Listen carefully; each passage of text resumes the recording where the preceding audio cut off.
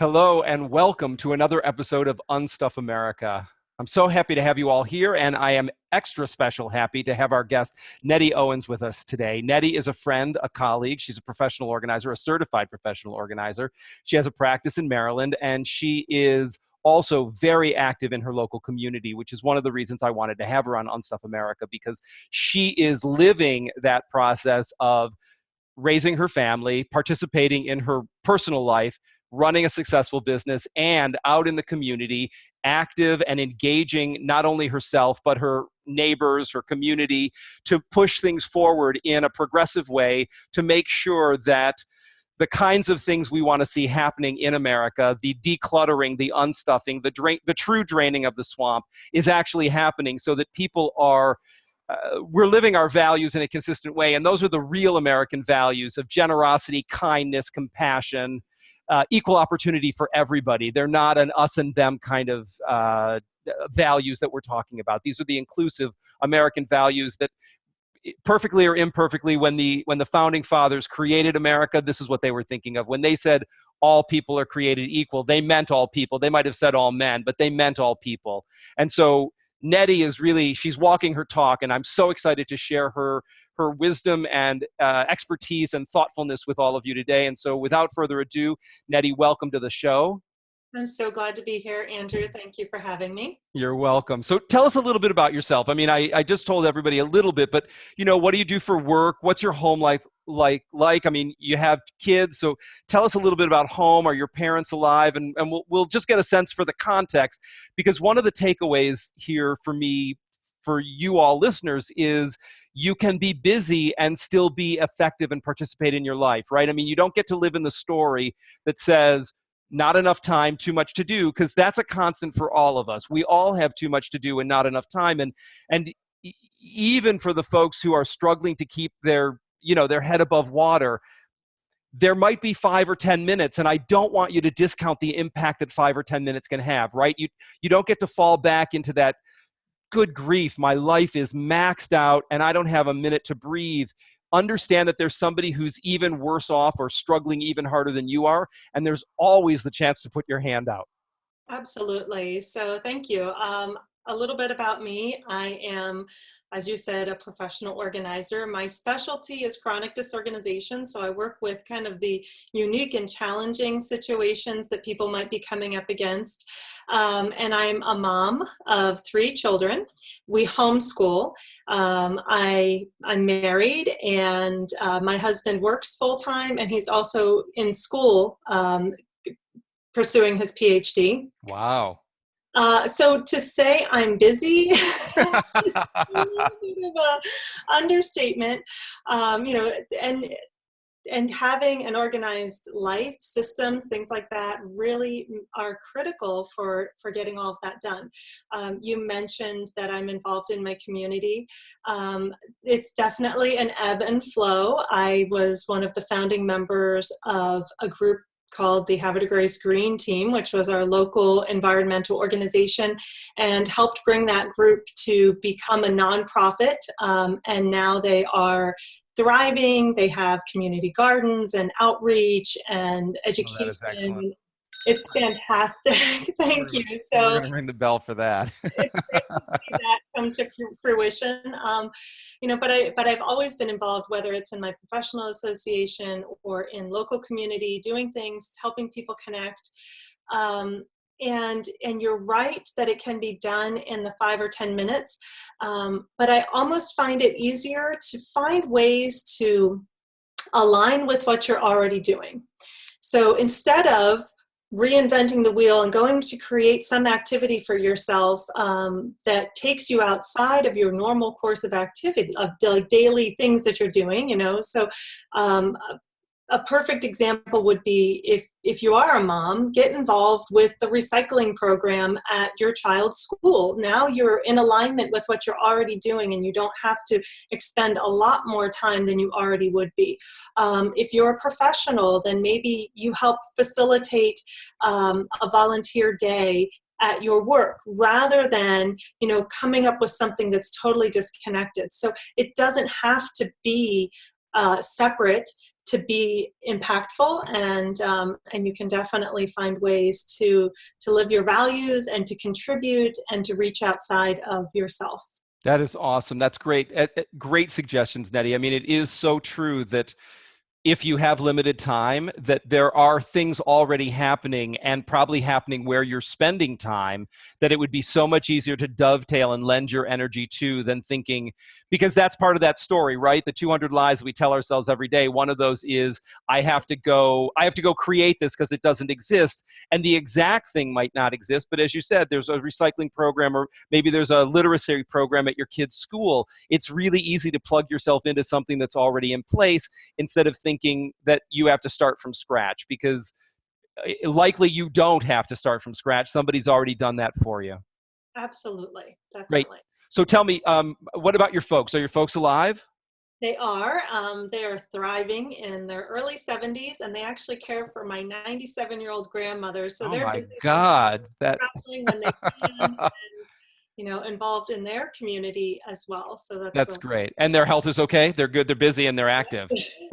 I think recently they contribute a lot of their health to yoga. My dad's pretty excited about that, which is fun to see. Oh, that's awesome. Good. It just because it's another one of those variables that we've talked about here on the show before, and it's something to consider for those of us in that sandwich generation between kids below us and parents who are aging above us. Then we want to be responsive. We've got our own lives, and we don't want to be selfish. And we also want to be attentive to our parents as they age and need more care. And it's always something that you have to factor in when we're doing the math about how the day is going to flow or how the week's going to flow.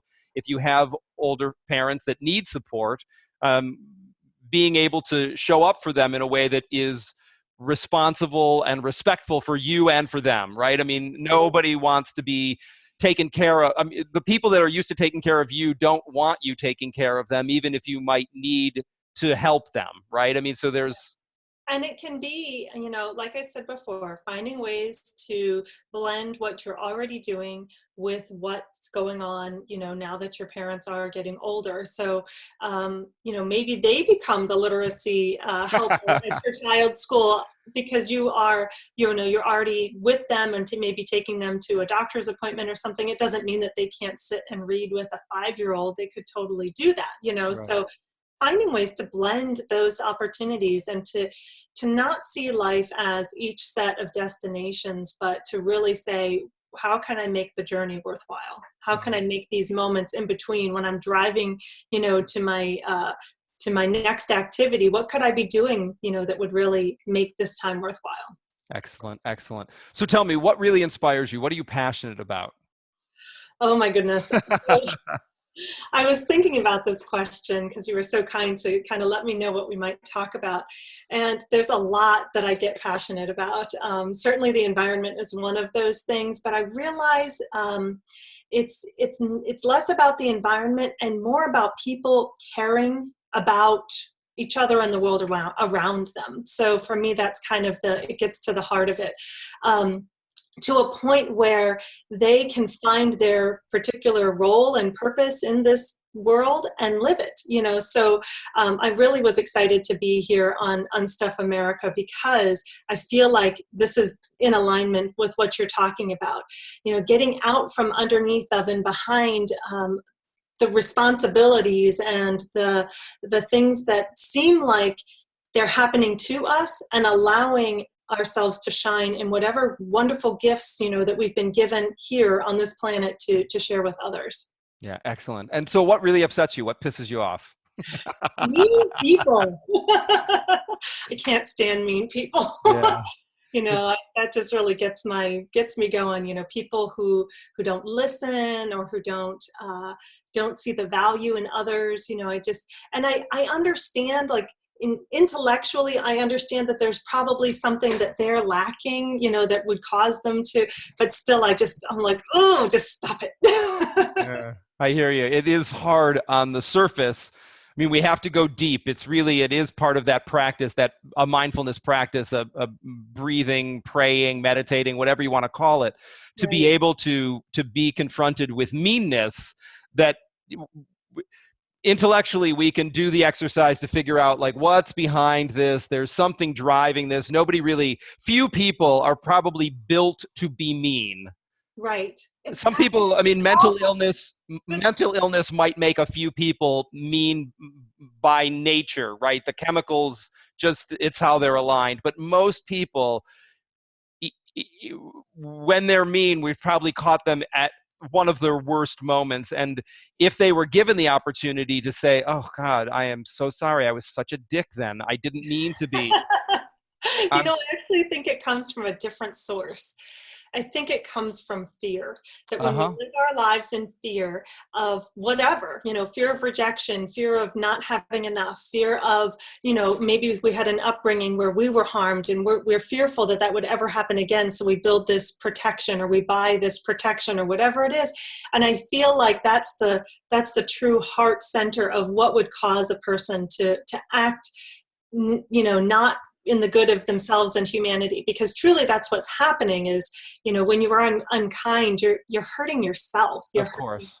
and it doesn't make any sense. So No. I feel like that's kind of what's going on there. Yeah, I mean, it's definitely about being disconnected from that sense, that collective unconsciousness, unconscious, that sense of being that we are all connected. I mean, all living beings, we're all somehow, whatever the fabric is of life on this planet, we are somehow all related in some way, and it is an act of violence and pulling yourself away from that the Uber tribe, if you will. I mean, we've Mm-hmm. all got our little micro tribes of our homes and our neighborhoods and all of that, but there's the one big tribe of all of us, and it is really it.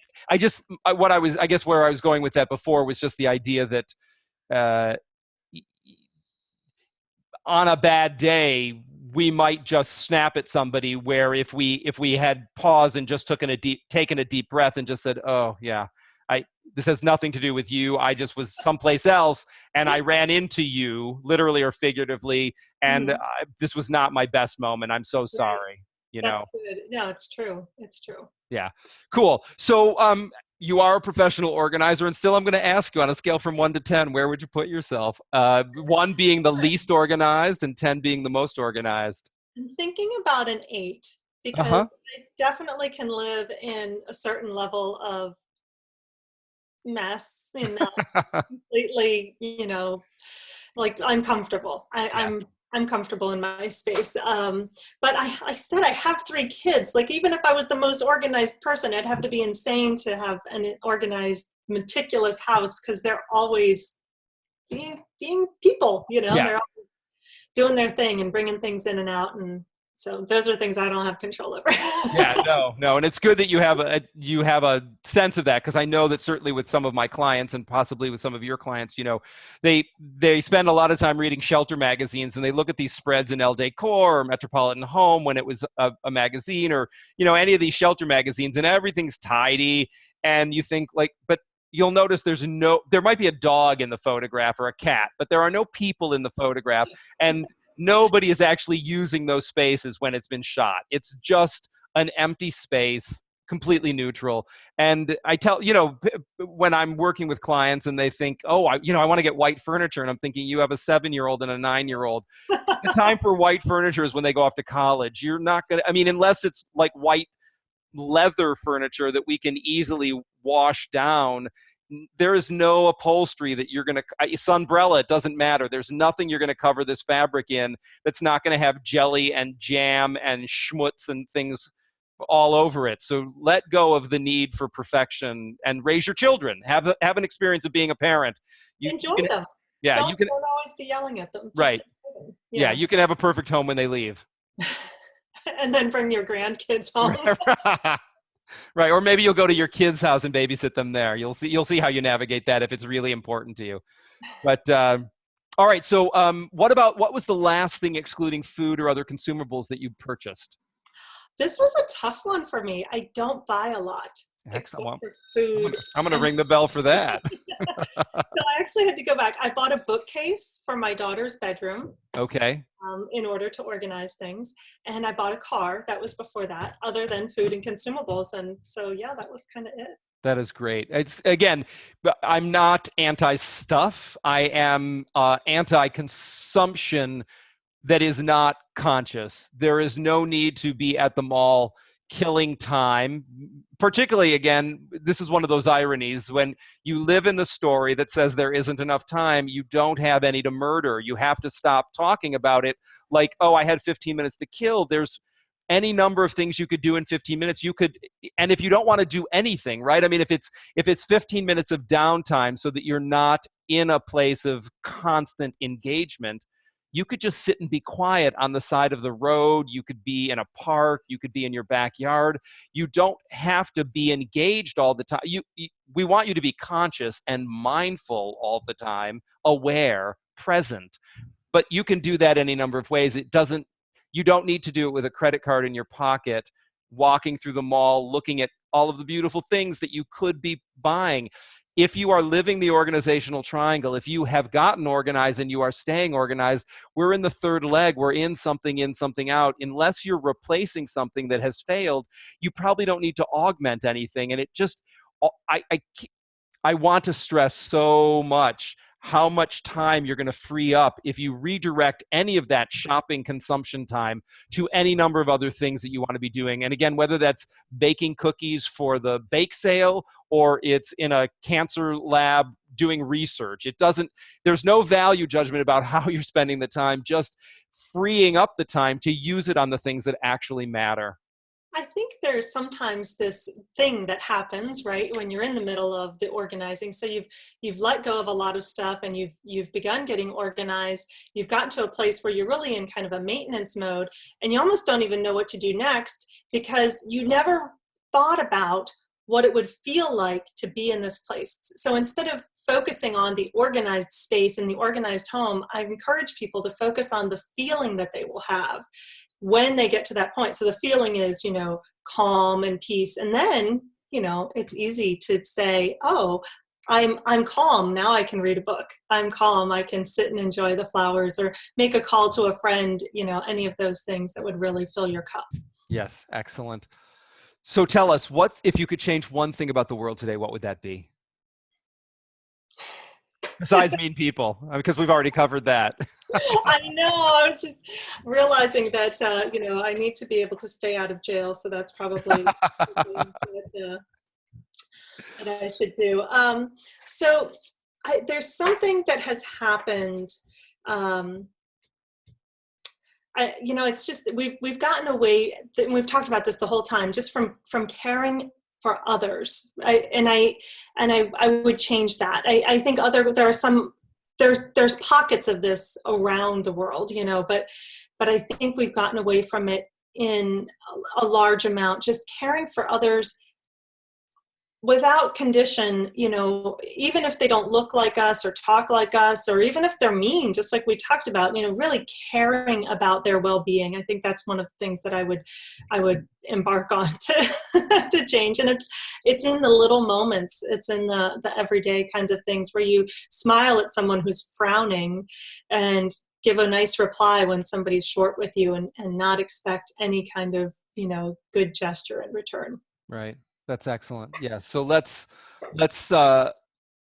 take that as something that we can all reflect on. Where can we help to push kindness and compassion out into the world? How can we live that as a value, regardless of what's going on, right? Without the expectation that people are we don't want to be passive aggressive about it. We want to be genuinely right, compassionate and kind, not that like, I'm going to be snarky kind no.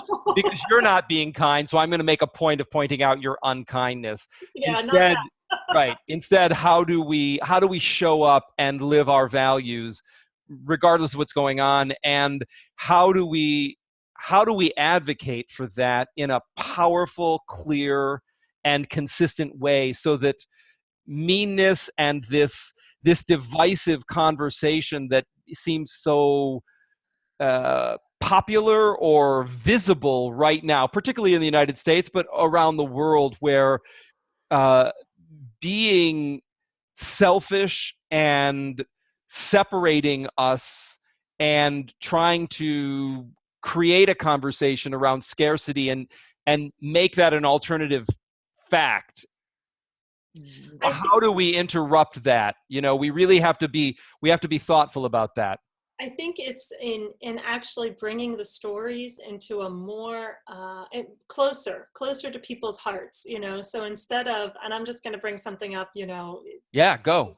want to talk about, but instead of saying, all these undocumented immigrants and these people that are going to take our jobs away and harm us and things like that, to bring it into the reality of, okay, this is an exact family, and these people are undocumented, and they left their home because of the violence that was there, and they came here thinking that they would be loved and cared for, and just opening that, like kind of pulling back the curtain and showing the humanity of the people who are existing in this. So you could do this in any, I brought up immigration, but you could do it in anything. And in fact, there was somebody that was going on and on my Facebook feed, and they were using really unkind words, really divisive words. And I looked and I said, are those the words that you would use for me? Because I probably fall into that category. Would you say that to me, to my face? Oh, no. Oh.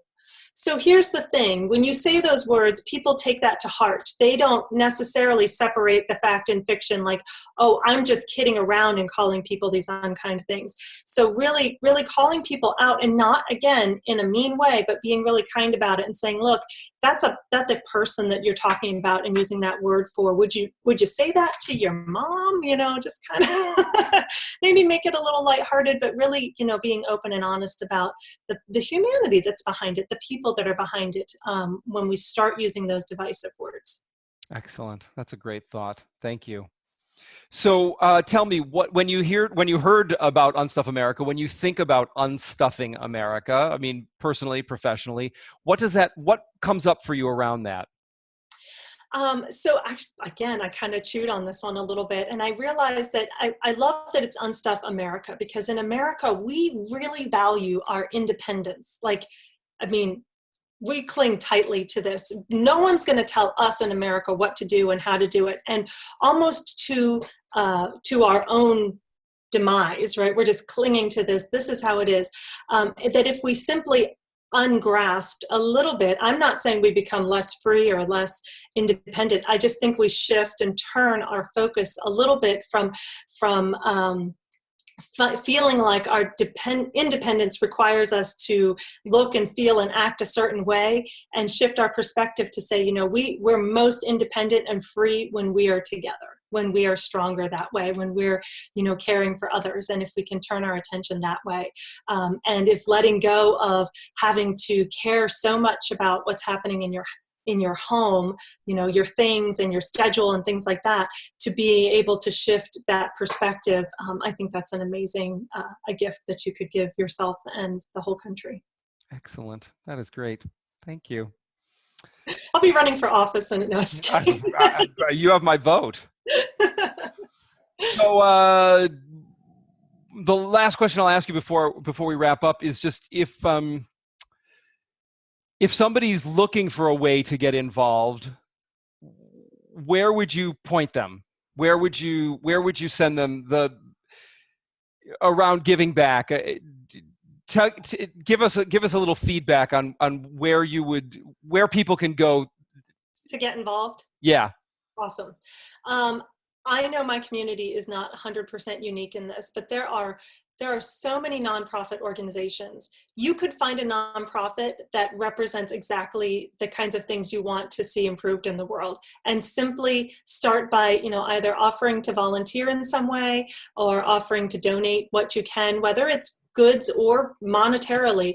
It's a great way to get started. A great way to help is simply to share the activities and events that they're putting on. Most nonprofit organizations don't have a large budget for marketing. So the more that you can share what's going on with the organizations that really align with your values, they thrive, and you are giving back in a major way. So, whether it's schools or there's big ones that you already know about, Habitat for Humanity and Goodwill and Salvation Army, but then there's littler ones, just like I said, the nonprofit environmental group that I founded.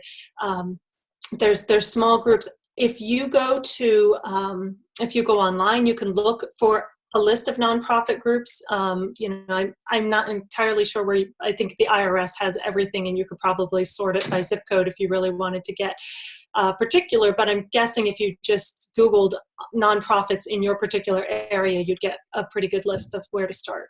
Excellent. So I'm thinking, what I'm hearing is, if we just do a Google search and say environmental advocacy with my zip code, nonprofit, is probably enough of a search string for people to be able to get some hits and be able to look it up. Or food bank, my zip code, nonprofit, or any of that, and see what you find. It can be maybe your thing is like you said, literacy, or it could be helping horses. I mean, whatever it is, just look for it, ask questions, and don't be deterred when you hear I don't know, because you just didn't happen to find the right person that had the right answer. Just keep asking questions, because there are people out there and they really do need and want the support that you can give. Oh, that's excellent. So what I'm also hearing is, along with the Google search, is we can also use social media to help do some of the marketing for them, just by sharing it in your small or large network of friends, family, communities. You can help to spread the word about these organizations that are doing good work locally or nationally, and all of that would be very welcome. You don't even need to necessarily go there. I mean, I'm not encouraging people not to go, but even if in those 5 or 10 minutes, right, you could go on their Facebook page, or you could follow their Twitter feed, and you could retweet something, or there's plenty of ways for you to help spread the word and be active. So that one of the takeaways is really to be thoughtful again, considerate about all of the different ways you can make an impact in as little as 30 seconds, a minute, 5 minutes, instead of experiencing that as I don't have enough time today, maybe tomorrow, and today you've lost the opportunity. You've actually given away the opportunity to dig a little deeper and rearrange your time and identify that 5-minute window as a pearl that you can then share, as opposed to thinking it's not enough of something, so I'm gonna let it dissipate. Yep, exactly. Excellent. Any last things you'd like to share with our Unstuff community? I feel like we've covered a lot today. We have. I think that kindness is key, and to really look at the heart that, that people have, that it's not about, like you said, that one bad moment, but understanding, goodness, I've had bad moments too. And in those moments, in that angry moment where you just aren't nice to anybody, wouldn't you have loved it if somebody came and put their hand on your shoulder and said, hey, I can see you're not doing as well as you might today. I'm here. Yeah. That is awesome. Well, thank you, Nettie, for spending this time with us. Where can folks find you online? You can find me on my website, saparisolutions.com, and I also have sapariconsulting.com, so either one. Spell Sapari for us, just so we can get that. Yes, definitely. SAPPARI. And I'm all over social media, so you can find me on Facebook, on LinkedIn, on Twitter. I haven't figured that Snapchat stuff, Instagram. I'm sorry. I'll get around to it maybe when my kids are old enough to do it for me. There you go. All right. Well, thanks again, Nettie, for joining us. It's been a wonderful time having you here. It's another great episode of Unstuff America. Remember, you can find us online at andrewmellen.com. You just have to go to the Unstuff America page, and you can also follow us on Twitter and at iTunes, where you can rate and review the episode. Thanks, Nettie, for joining us. We'll catch you again next time. Bye-bye. Bye.